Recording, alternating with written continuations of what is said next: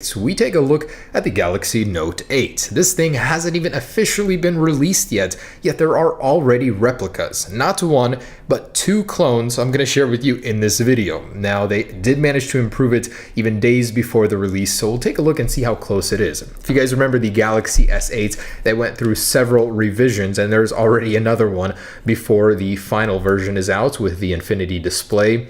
So I'm very curious how this thing compares. It's always interesting to see their take on a $90 design compared to the real $930 version. So let's dig in. All right, so this is version number 1. This thing was actually created before they even knew what the new one would look like. So kind of a lot like the iPhone version. It's not going to be 100% there, but I still wanted to share it with you because it was kind of funny. Oh my gosh, how many layers of this stuff does it take? Oh my gosh, finally. Samsung Galaxy Note 8. Wow, they got the box very, very similar there. Let's take a look inside. Whoa, there was no seal on that. It's magnetic. All right. And here it is, the $90 Galaxy Note 8. Ooh, that's not right. So again, like I said, they didn't know what the official design would be like before they released it. Ooh, it conveniently says Note 8 right there, just like the real deal. Pretty good idea, just bad placement. And these are not subtle at all. They're kind of in your face. Overall, though, how does the size compare? Ooh, not so much a Note, but like a Galaxy S8. Maybe the blend between an S8 and S8 Plus. On the front, it doesn't look half bad until you notice those little bezels there. So the screen really isn't all the way down here to where they want you to think it is. It's a scam. It's a lot like the Galaxy Note 7 design. So let's power it on, see how it looks inside. I'll be happy to tell you, though, that the other version is much better than this. At least they got the USB-C right. Ooh, and I'm very curious to see the stylus. How does that work? Does that even come out? Are you serious right now? I think I just got that wrong. It's like break your fingernails in the process, though. How does this work? There we go. Oh, man. That is heavy. That is made out of aluminum. Compared to the real deal, does this actually do anything? So it does, but these buttons don't actually do anything. They're just a fake placement there. So it does draw. You have to press really hard. For whatever reason, it feels like I'm almost scratching the display. Oh, so this relies on heat from your finger or something to transfer down into the pen. And then, because if I don't have my finger down there, it doesn't draw as well. If I hold it there, it does better. All right, so very crappy stylus, but at least they have one. Takes a lot of effort to take it out. Overall, though, the software, let's take a look at that. Ooh, there it is, those borders. This is using the Note 7 wallpapers. And all right, it's not half bad. If this was a replica for the Note 7 Fandom Edition, it'd be much better versus a Note 8. I don't think this deserves the title of the Note 8 clone, but again, they didn't really know what it'd be like. So much smaller, not much like it. It's not going to be fooling anybody with this one. So let's go ahead and take a look at the other one. As much as I'd like to ponder over this one, this is not why I made this video. All right, and here is that one. Dig right in. This one actually looks more like it in photos. All right, so we got some serious packaging here. They even threw in a case. We can see it has that longer camera sensor there. All right, Samsung definitely doesn't put their phone in packaging like this. You slide this out, comes open. So this one opens more accurately to the real deal. And here it is. Obviously, Samsung won't have a sticker in a little baggie like this. That's just cheap feeling. Well, let's pop it out. I got the blue color here. Ooh, now we're talking. This thing feels a lot more legitimate. Take this off and let's peel this off, see what it looks like underneath. Now, I don't expect the display to be like crazy good, but at least it's gonna look a little bit more authentic than the other one. All right, and there it is. Wow, that looks surprisingly good. So I'm guessing they're using the new display from the Galaxy S8 clone. It is massive. Let's power it on so you guys can see the outline here. As you can see, there are very thin bezels by clone standards on the top and on the bottom. So not bad at all. Obviously not completely the same here. It's a little bit thicker, but display isn't too far off. Maybe it's a 5-inch, I'd say. And on the back, let's take a look at this. So Some weird Olympics, again, these weird stickers they put on here. Ooh, man, that text, that bothers me so much. It's like meant to blend in, yet they make it as obvious as possible and so large.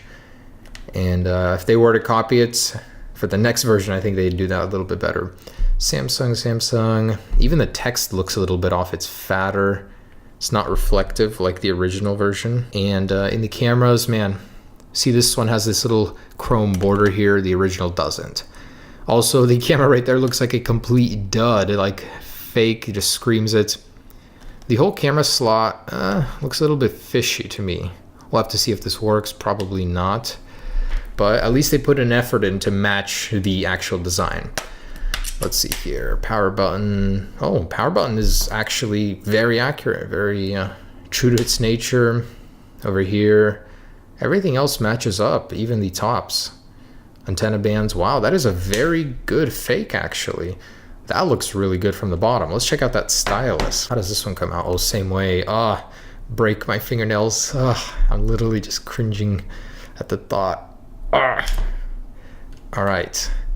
So, I think this one has a button, but it doesn't do anything. So this one's like a little bit lighter than the other one. It's a little bit higher quality still, though. If it doesn't press in, if you don't push in to take it out, it's a fake. But we got this drawing thing. Not bad. This one definitely draws a little bit easier. Don't have to press into the display to make that happen. So does it actually detect when it comes out? Oh, it does. So it still has some sort of sensor in there to detect when it leaves. But let's see what I think of this. If you guys can discern that. All right, let's get into the software here. Ooh, what's going on? Some sort of glitch? Nice. So that got stuck on the display. Wow, that doesn't look half bad, to be honest. Like, you put this in your hand, someone that's never used this thing, it looks pretty much almost genuine. Very nice and large display. It even has the swipe up gesture.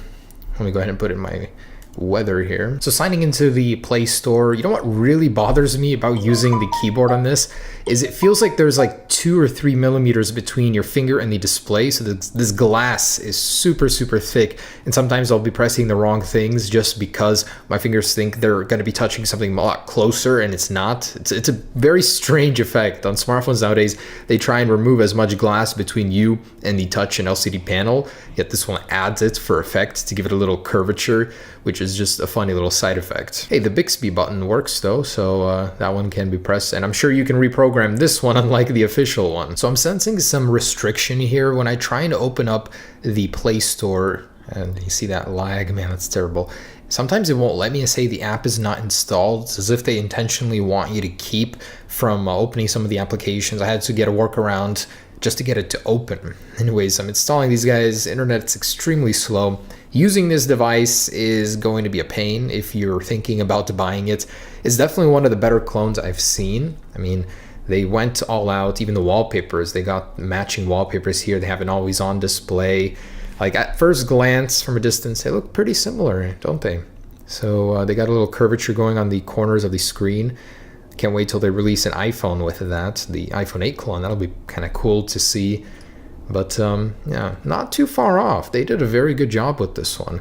The animations themselves for system and stuff, it's a little unresponsive compared to other clones I've seen. Let's go ahead and check out the Geekbench if it'll allow me to even. Man, oh, come on. Software controls suck on clones.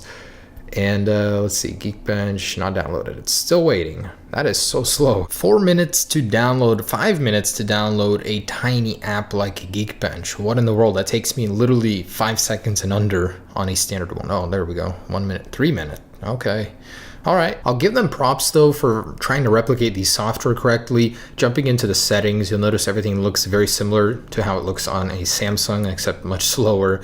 I wanted to show you that it actually is running Android 7.0. So this thing is pretty much as updated as a regular Samsung Galaxy S8 right now for me. I still haven't got an update on Verizon from 7.0, which kind of sucks. The thing I hate about Android the most really is the lack of updates being uniform across all carriers. Anyways, let's jump into Geekbench, see what we can get out of this guy. My guess is about 1200 single core, if that's even being generous. 3 gigahertz. Whoa, they've bested both Apple and Samsung with only 1 gigabyte of RAM. There is no way that is fake there. But let's go ahead and see. I bet this will take about 30 minutes, honestly. These take so long on clones. By now I've learned not to trust the fine print, the 3 gigahertz claims. It's just so slow. So see you guys tomorrow. Approximately 10 hours later. Boy, how wrong I was. I was so generous with a 1200 single core score. Look at that. What is that? How is that even acceptable? 1126 multi-core score, so you might handle a game of Snake or something on this thing, but wow. Android 7.0 for real, how does it even support running on something this slow? That's ridiculous. So they lied about the processor. Apparently this thing is 3 gigahertz, or that's just the fakeness bleeding through into Geekbench here. One processor, 8 cores. How can that be? That is such a scam. No way. So awful. Let's go ahead and get an Antutu in here. Give us another number. That's a score of 22,187, comparing it to the real deal, about 8 times less. So performance-wise, this thing is just for show. There is no performance behind this name at all, the Chinese Galaxy Note 8. Let's go ahead and test out that camera, and I'm going to dig in inside and see what's going on there. Now, you guys wouldn't believe it, but this is a 12 megapixel shooter. Samsung says it has better low light capability. The dual lens sensor is supposedly supposed to help with the shutter. It's got dual optical image stabilization. Can you guys tell? I mean, it's pretty stable, right? Probably one of the worst clone cameras I have yet to see. Oh my gosh. Help this company, please. That is terrible. The judder from moving slightly, the panning. Is this even 30 frames per second? It looks like it's 15. Oh man, sometimes I don't know why I review these things. So terrible. Alright guys, so it's actually warning me on screen right now about low light, that I don't have good light. Interesting. And here's that front-facing camera. Ooh, they crop it, so probably definitely not the megapixels as advertised. This one almost seemed better than the one on the rear. And more than likely there's a dud in the back, which I'll figure out in just a second, but there's the front-facing camera. So truly an awful camera, and before I go about disassembling it, I actually wanted to see, is this a genuine fingerprint sensor? I believe in the ad it said it was, so let's test that out. So it is touch-based because it knows when I'm touching it, but it doesn't seem to be asking me for accuracy or to use the rim of my finger or anything. So let's see, try and unlock it with my finger. Oh, it does unlock, but does it work with a finger I didn't record? Yes, it does. Either my fingerprint matches up without me knowing, or that is a dud. So let's open it up and take a look. This was glass that would have been broken long ago. Never do this while opening up your real Note 8. And here's the internals. Let's take a look. Looks like this thing comes up here. Where is the sensor at? I feel like maybe it could be here. I don't know. But it always knows when it's in. Maybe it's at the end of here when it pokes in. Dual lens sensor, can't really see, but this one most likely is fake. This is connected, but just as a touchpad, not a fingerprint sensor. Massive battery. The actual casing is so thick and heavy. I wonder if that's real steel, because it sure feels like it. It's definitely not aluminum. And yeah, so pretty basic stuff. Most of it is being housed right there. A little bit different than the real one, of course, but not much to discern from inside here. I also wonder, does it have a real micro SD slot in here if I were to open that? Oh, it does. And wow, they actually built one into that. That's kind of cool that they copied that. All right, guys, so that's just about it. The Galaxy Note 8 from China, latest version. It's pretty cool. Wouldn't say it's worth $90, but it certainly does look like the real deal. It could fool some people, I guess. Hope you guys enjoyed this. Just another clone. I'm going to have a really cool iPhone 8 one coming here in just a few days, so stay tuned for that. And of course, we got the real iPhone coming in just a few days. Super exciting. Peace.